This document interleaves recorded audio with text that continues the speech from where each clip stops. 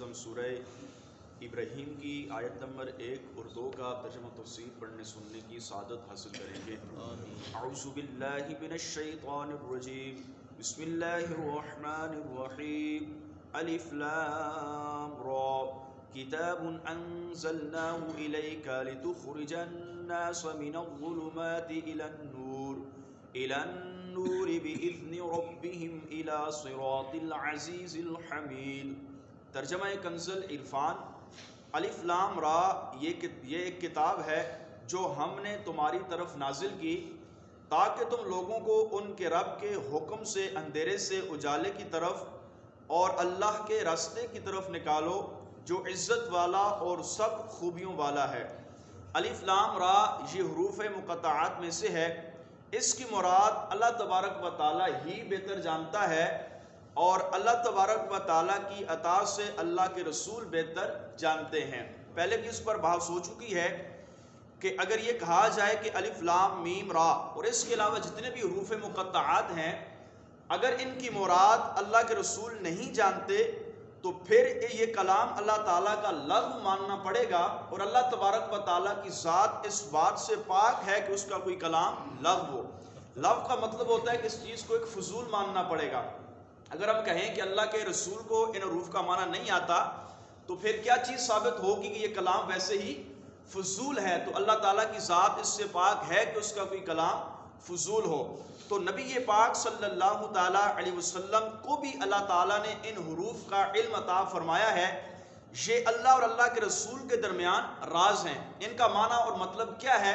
فرمایا یہ قیامت والے دن اللہ تبارک و تعالیٰ ہی کی بارگاہ سے پتہ چلے گا۔ اور بعض علماء نے فرمایا ہے کہ بعض اولیاء کرام کو بھی اللہ تعالیٰ ان حروف مقطعات کا علم عطا فرماتا ہے۔ تو اس کی حقیقی مراد کیا ہے وہ اللہ اور اللہ کے رسول ہی بہتر جانتے ہیں۔ کتاب فرمایا یہ ایک کتاب ہے، یعنی قرآن کریم فرقان مجید ایک ایسی کتاب ہے جو اے حبیب صلی اللہ علیہ وسلم ہم نے آپ کی طرف نازل فرمائی۔ اس کو نازل کرنے کی حکمت یہ ہے کہ آپ علیہ السلام لوگوں کو ان کے رب کے حکم سے کفر، گمراہی اور جہالت کے اندھیروں سے ایمان کے اجالے کی طرف اور اللہ تعالیٰ کے راستے یعنی دین اسلام کی طرف لائیں جو دین عزت والا ہے اور سب خوبیوں والا ہے۔ اس قرآن کو نازل کرنے کا مقصد کیا ہے کہ نبی پاک گمراہ لوگوں کو ہدایت کی طرف اور کافروں کو ایمان کی طرف بلائیں اور دین اسلام پر چلائیں، فرمایا جو سب خوبیوں والا ہے۔ اس آیت کریمہ سے یہ بھی معلوم ہوا کہ نبی پاک صلی اللہ علیہ وسلم اللہ تعالیٰ کے حکم سے لوگوں کو ظلمت کفر سے نکال کر ایمان کی روشنی کے اندر داخل کرتے ہیں، جیسا کہ کثیر صحابہ کرام علیہم رضوان نبی پاک صلی اللہ تعالیٰ علیہ وسلم کے ہاتھوں پر مشرف با اسلام ہوئے۔ کوئی شخص صرف قرآن کریم سے بغیر نبی پاک کے واسطے ہدایت نہیں پا سکتا۔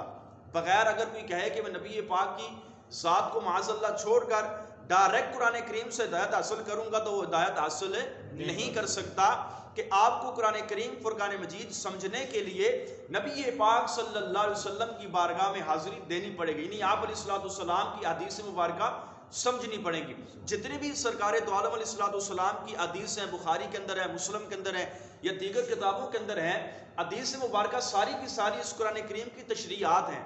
وہ آیات کریمہ ہیں جو ہماری سمجھ میں نہیں آتی، حدیث مبارکہ اس قرآن کی تشریح ہے، تفسیر ہے اس قرآن کریم کی۔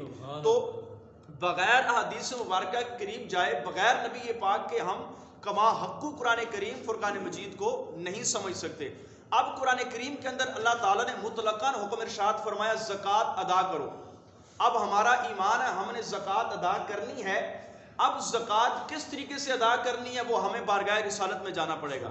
اللہ تبارک و تعالیٰ نے قرآن کریم میں ارشاد فرمایا ایمان والو نماز قائم کرو۔ اب نماز کس طریقے سے قائم کرنی ہے اس کے لیے ہمیں بارگاہ رسالت میں جانا پڑے گا۔ یہ ہمیں نبی پاک نے بتایا کہ اللہ اکبر کہتے ہاتھ اٹھانے ہیں، پھر ہاتھ باندھنے ہیں، پھر رکوع کرنے ہیں، پھر سجدے کرنے ہیں، پھر نماز میں کیا کیا پڑھنا ہے۔ یہ اس آیت کریمہ کی تفسیر نبی پاک کی احادیث مبارکہ کر رہی ہے۔ اسی طرح آپ دیگر احکامات لے لیں، اللہ تبارک و تعالیٰ نے ارشاد فرمایا کہ حج کرو، پھر رمضان کے روزوں کا ذکر ہے، پھر والدین کے ساتھ احسانات کا ذکر ہے، پھر نکاح کا ذکر ہے۔ اسی طرح دنیا کے جتنے بھی معمولات ہیں جو قرآن کریم کے اندر مذکور ہوئے ان تمام کے تمام کو سمجھنے کے لیے ہمیں نبی پاک علیہ الصلوۃ والسلام کی احادیث کی طرف جانا پڑتا ہے۔ تو اس سے واضح یہ پتہ چلتا ہے کہ ذات مصطفیٰ کو چھوڑ کر ڈائریکٹ قرآن کریم سے ہدایت حاصل نہیں کی جا سکتی۔ اچھا، نور ہدایت کا ذریعہ صرف نبی پاک علیہ الصلوۃ والسلام کی ذات مبارکہ ہے کہ آپ علیہ الصلوۃ والسلام کی بارگاہ میں حاضری دیے بغیر قرآن کریم کو نہیں سمجھا جا سکتا۔ آگے فرمایا لِلَّهِ الَّذِي لَهُ مَا فِي السَّمَاوَاتِ وَمَا فِي الْأَرْضِ وَيْلٌ لِلْكَافِرِينَ مِنْ عَذَابٍ شَدِيدٍ۔